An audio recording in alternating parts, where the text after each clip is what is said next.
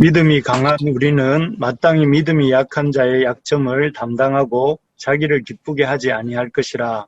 우리 각 사람이 이웃을 기쁘게 하되 선을 이루고 덕을 세우도록 할지니라. 그리스도께서도 자기를 기쁘게 하지 아니하셨나니 기록된 바 주를 비방하는 자들의 비방이 내게 미쳤나이다 함과 같으니라. 무엇이든지 전에 기록된 바는 우리의 교훈을 위하여 기록된 것이니 우리로 하여금 인내로 또는 성경의 위로로 소망을 가지게 함이니라. 이제 인내와 위로의 하나님이 너희로 그리스도 예수를 본받아 서로 뜻이 같게 하여 주사 한 마음과 한 입으로 하나님 곧 우리 주 예수 그리스도의 아버지께 영광을 돌리게 하려 하노라. 그러므로 그리스도께서 우리를 받아 하나님께 영광을 돌리신과 같이 너희도 서로 받으라.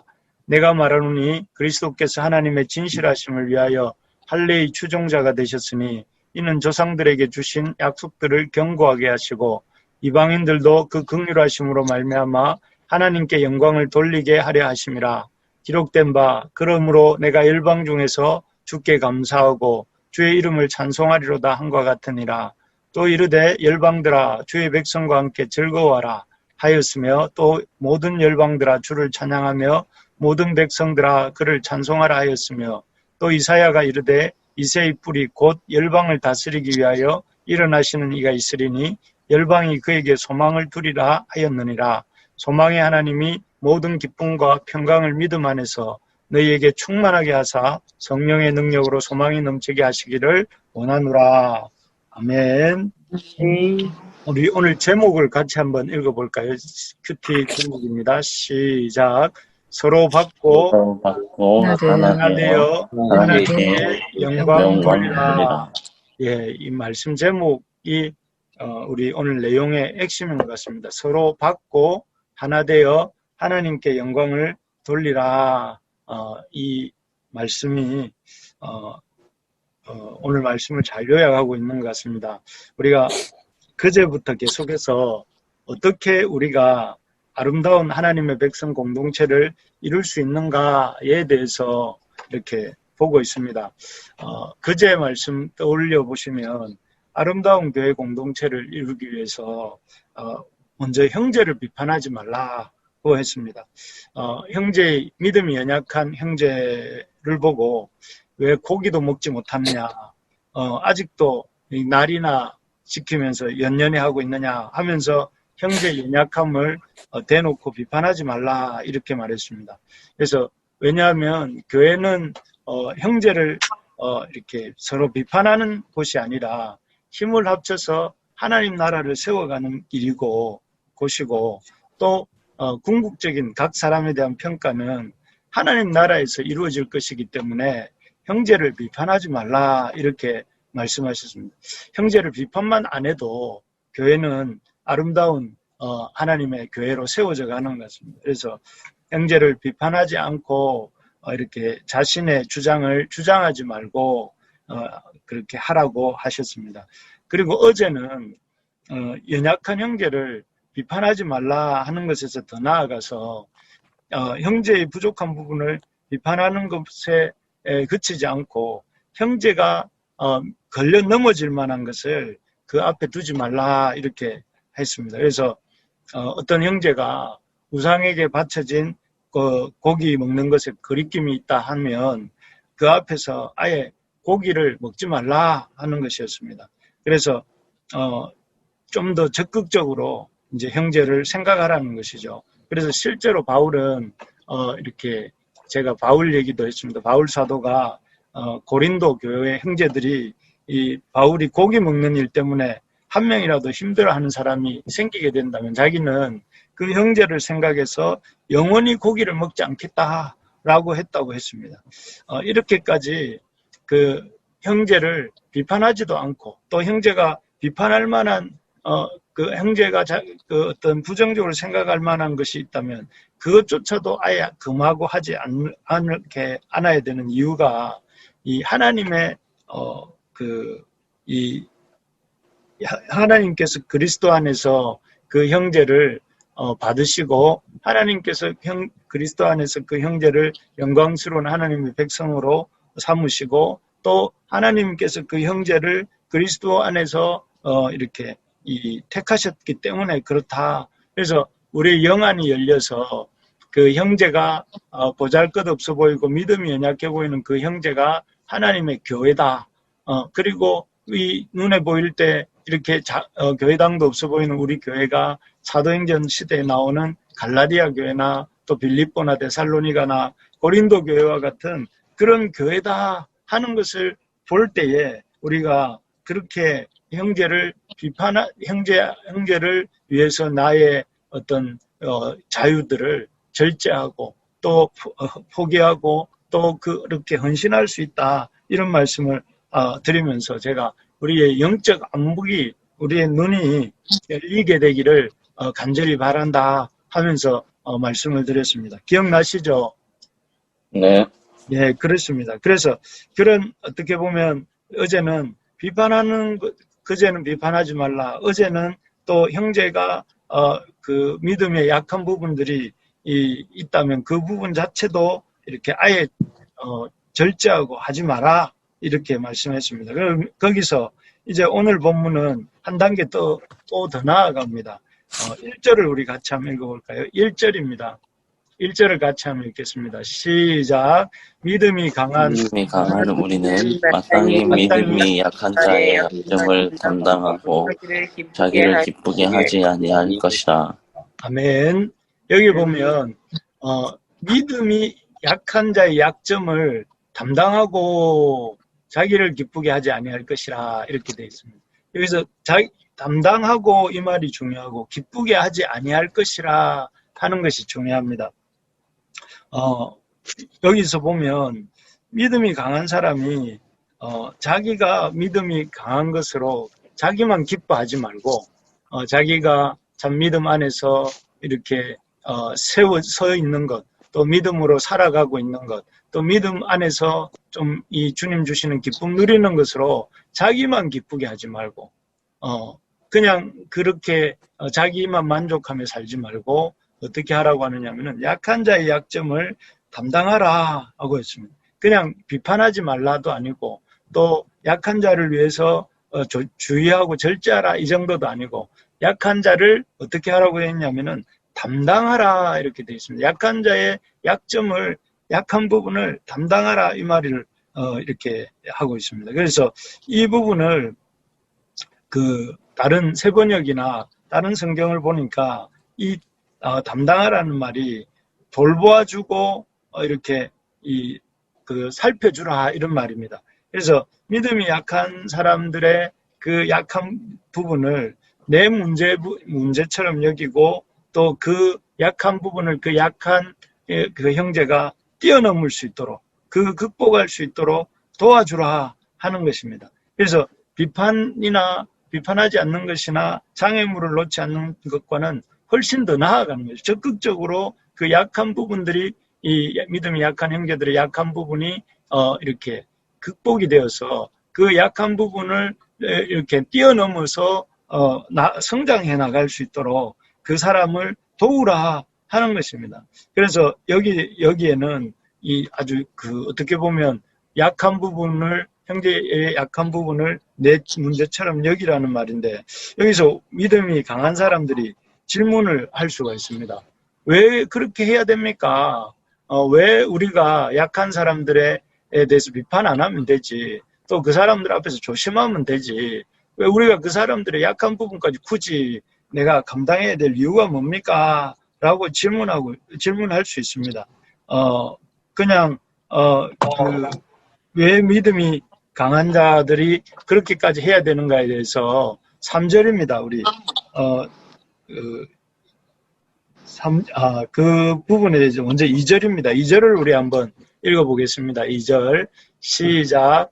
우리 각 사람이 이웃을 기쁘게 하되 너는 믿고 덕을 세우도록 할지니라.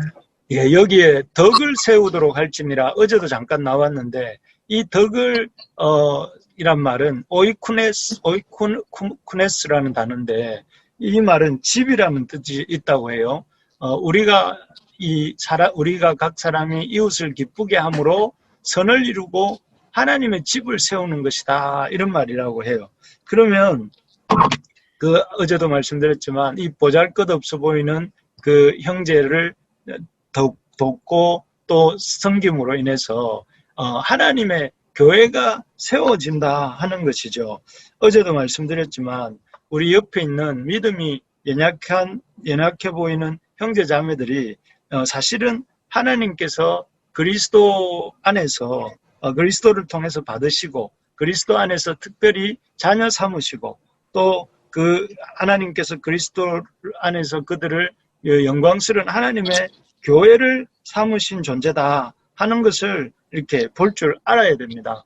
여러분 이걸 볼 줄 알아야 교회 생활이 즐겁습니다. 이걸 볼 줄 알아야 왜 우리가 이 교회 안에 있어야 되는지를 알게 됩니다.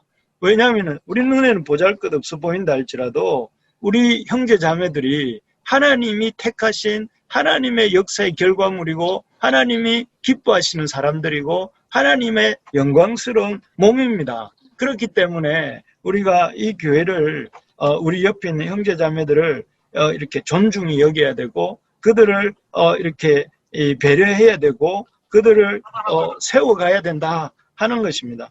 그래서 우리가 형제들의 연약한 부분을 그렇게 담당해 갈 때에 우리 속에 그런 하나님의 성령의 역사가 일어나고 하나님의 이런 거룩한 참 기름 부으심이 있고 하나님이 그것을 기뻐하시고 그것을 통해서 하나님의 이런 그 영광이 나타나게 된다 하는 것입니다. 바라기는 우리가 교회 생활을 그저 습관을 쫓아서 그러는 분은 없으시겠지만 습관을 쫓아서 몸만 왔다 갔다 하는 종교인처럼 살면 안 되고 바울이 1, 2, 3차 전도 여행을 통해서 목숨을 바쳐서 그 어떤 전도 여행을 이루고 이를 통해서 하나님 나라를 세워갔던 것처럼 우리 성도님들이 그런 어떤 참 열망이 내가 하나님의 교회를 세워간다, 하나님의 집을 세워간다 하는 그런 사명감과 또 이런 부르심에 대한 이런 부르심을 향해 쫓아가는 그런 우리 모두가 되기를 예수님의 이름으로 축복합니다. 아멘. 네, 그리고 두 번째입니다.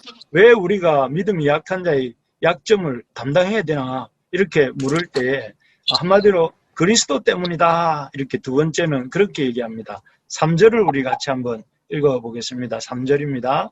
시작. 그리스도께서도 자기를 기쁘게 하지 아니하시나 기록된 바 주를 비방하는 자들의 비방이 내게 미쳤나이다 과 같으니라. 첫째는 교회를 세워가기 위함이라고 했다면 두 번째 이유는 그리스도께서 그렇게 하셨기 때문에 그렇다 하는 것입니다. 여러분 어떤 사람이 이 믿음이 좋다, 믿음이 강하다고 말한다면 그 사람이 믿음이 강할 수 있는 이유가 무엇입니까? 한마디로 그 사람이 믿음이 강할 수 있는 이유는 예수님의 은혜 때문에 그렇습니다. 어떤 사람이 하나님 앞에서 어떤 재능이 있다 하면은 그 사람이 재능이 있는 그 이유가 뭡니까? 그 사람이 그 예수님의 은혜 가운데 있기 때문에 그렇습니다. 그래서 사실 어떤 사람의 믿음 좋게 하기를 위해서 주님이 하신 일이 뭐냐면은 주님이 우리를 위해서 이렇게 육신을 입으시고 이 땅에 오셨습니다. 그 하늘 영광을 내려놓으시고 안 오셔도 아무 상관이 없는 분이세요. 말만 하셔도 되는데 예수님이 어제도 보았지만 그 우리의 중보자가 되시기 위해서 하나님 보좌를 이렇게 내려놓으시고 보좌에서 떠나서 우리에게 내려오셨습니다. 그리고 이 땅에 오셔서 어떻게 하셨어요?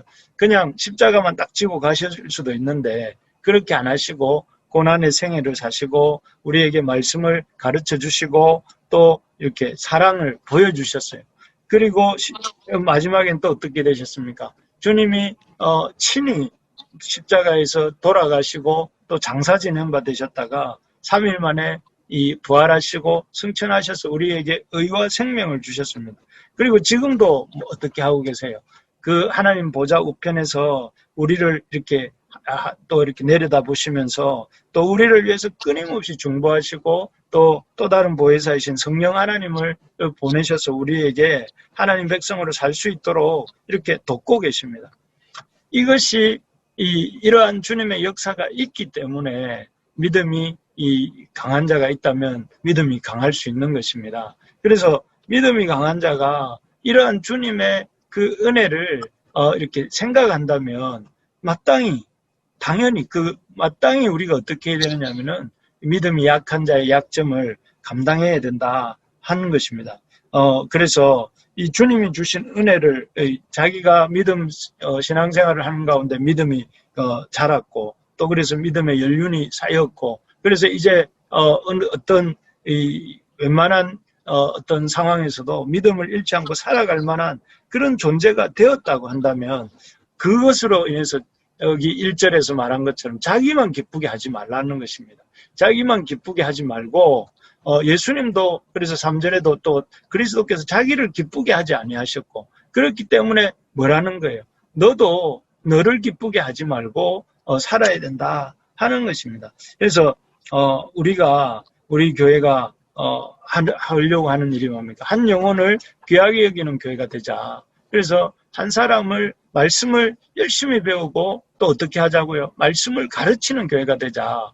또 우리가 제자가 되고 제자를 삼는 교회가 되자. 그래서 우리의 일상 속에서 우리의 가정에서 일터에서 하나님 나라를 이루어가는 하나님의 나라를 세워가는 하나님의 교회가 되자. 이게 저희 교회가 이렇게 지향하고 있는 목표입니다. 그러면 그런 목표를 이루기 위해서 우리가 이 어렵고 믿음이 연약한 형제들의 약점을 믿음이 강한 자들이 돌아보자는 것입니다. 그래서 여러분들이 열심히 말씀을 배우고 또 말씀을 배울 뿐만 아니라 거기서 그치지 말고 더 나아가서 말씀을 가르치고 또 여러분들이 제자가 될 뿐만 아니라 나아가서 제자를 삼고 그리고 여러분 주변에 있는 한 영혼을 주님이 우리를 귀하게 여기셨던 것처럼 귀하게 여기고 그래서 성삼위 하나님이 지금도 성부 하나님과 성자 하나님과 성령 하나님께서 그렇게 삼위가 한 하나님으로서 all for one, one for all 그 세 분이 한 분을 위하시고 한 분이 세 분을 위하시는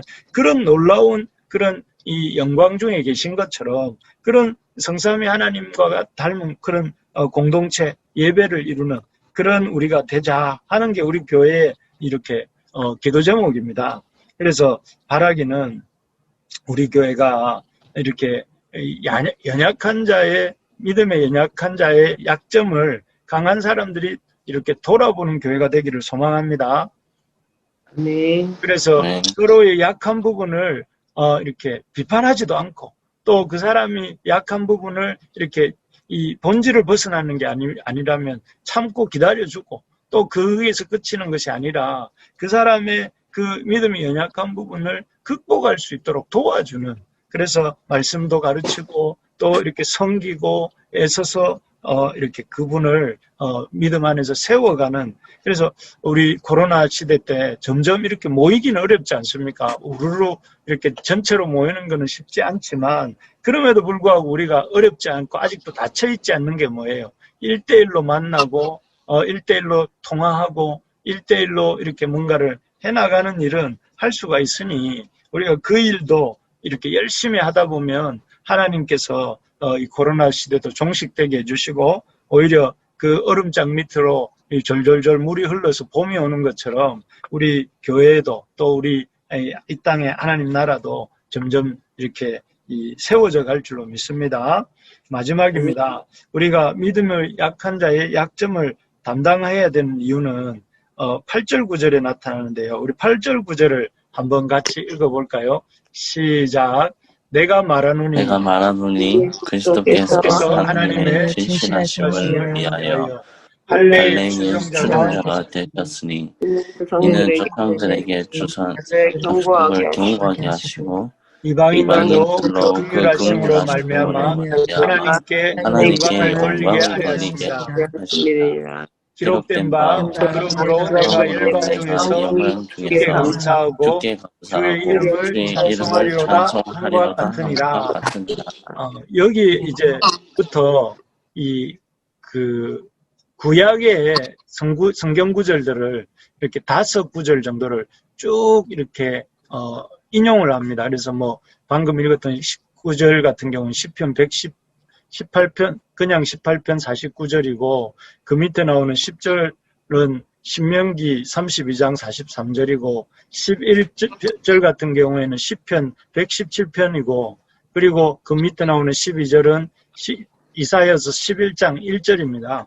그래서 바울이 쭉 여러 이렇게 성경 구절들을 구약의 성경 구절들을 인용하고 있는데 방금 읽었던 8, 9절을 포함해서 그런 5구절의 성경 구절의 공통점은 뭐냐면은 그 이방인들과 유대인들 모두가 구원 얻는 그런 시대가 새로운 시대가 시작되었다 하는 것입니다.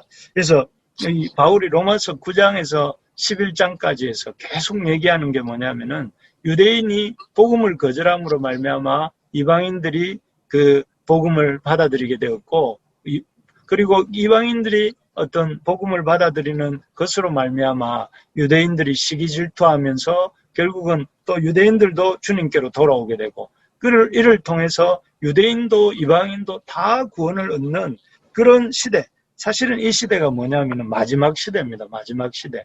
주님 오시기 전에 인류 역사가 통과해야 되는 마지막 시대입니다. 마지막 시대고 이 시대는 어떤 믿음이 그 유대인이든 이방인이든 믿음이 약한 자든 강한 자든 모든 사람들이 주님께로 돌아와서 아까 읽었던 그 10절 뒷부분에 보면 열방 중에서 주께 감사하고 열방이 주께 감사하고 주의 이름을 찬송하는 시대. 10절에도 보면 뭐라고 됐습니까? 열방들이 주의 백성과 함께 즐거워하는 시대. 그리고 11절에도 모든 열방들이 주를 찬양하며 백성들을 그를 찬송하는 시대. 그리고 12절에도 보면 열방을 위하여 일어나시는 그러니까 열방이 그에게 소망을 두는 시대가 됐다고 하는 것입니다. 그래서 이제는 모든 사람들이 이제 주님께로 돌아오고 구원을 얻는 그런 시대가 되었다 하는 것입니다. 그래서 이제 복음을 이런 마지막 시대에 마지막 시대를 살아가는 우리가 이제는 그 큰 시대의 흐름 속에서 뭘 해야 되냐면은 복음으로 모든 사람들을 돕고 섬기고 또 그래서 그 모든 사람들이 주님께 돌아오게 되므로 이제 궁극적인 역사의 대단원을 이렇게 마무리하는 그 일에 쓰임받는 시대가 되었다 하는 것입니다. 그래서 바울이 사실은 이 나중에 다음 내일이나 모레 다시 보게 되겠지만 어떤 내용이 나오냐면은 바울이 지금 스페인까지 로마를 거쳐 스페인까지 복음을 전하러 가려고 하는 이유가 무엇입니까? 종말의 때가 다가왔다고 생각했기 때문에 그렇거든요. 마지막 시대, 주님이 생각하는 마지막 시대가 다가왔기 때문에 이제 그는 어떻게 생각했냐면 자신의 이 전도 여행을 통해서 교회를 세워나가고 이방인 형제들이 주께로 돌아오다가 보면 그때 이제는 주님이 자기 당대에 주님을 보게 될 수도 있다 하는 생각을 했던 것이죠. 그래서 우리에게 이런 눈이 있었으면 좋겠습니다. 지금은 이제 주님이 이제 다시 오실 시대가 되었구나. 그리고 주님의 그 마지막 오실 때를 우리가 살아가고 있구나 하는 것을 생각하면서 참으로 이런 이 땅에 있는 것을 너무 연연하지 않고 하나님의 나라를 생각하면서 하나님의 이 다시 오심 앞에 준비되는 어떤 지혜로운 열처녀처럼 그렇게 준비하는 삶을 살아야 되기 때문에 우리가 한 형제를 돌아보라 하는 것입니다. 이제 말씀을 맺겠습니다. 우리가 서로 받고 하나 되어 하나님께 영광을 돌리라고 이렇게 말씀 제목을 가지고 나누었습니다. 왜 우리가 서로의 약한 부분을 담당하고 서로를 이렇게 돌봐야 됩니까? 먼저는 그렇게 하는 것이 하나님의 교회를 세워가는 것이기 때문이라고 했습니다. 그리고 그렇게 해야 되는 이유는 우리 주님이 그렇게 하셨기 때문이라고 그랬습니다. 그리고 시대가 이제는 끝을 향해 달려가고 있기 때문에 그렇다고 했습니다. 그래서 우리가 참으로 이런 그 마지막 시대를 살아가는 믿음의 사람으로서 믿음이 약한 자들을 돌아보고 무엇보다 여러분 한 사람을 귀하게 여기고 돌아보는 우리 모두가 됩시다. 아멘. 그래서 여러분 한 사람을 우리가 그 약한 부분을 주님이 우리를 섬기셨던 것처럼 섬기는 일이 온 천하를 얻는 일보다 더 중요합니다. 그래서 교회 안에서 한 영혼 한 영혼을 귀하게 여기고 우리의 삶 속에서 한 영혼을 귀하게 여기고 그 사람을 수단이 아니라 목적으로 보면서 돌보고 섬기는 우리 모두가 될 수 있기를 예수님의 이름으로 축복합니다.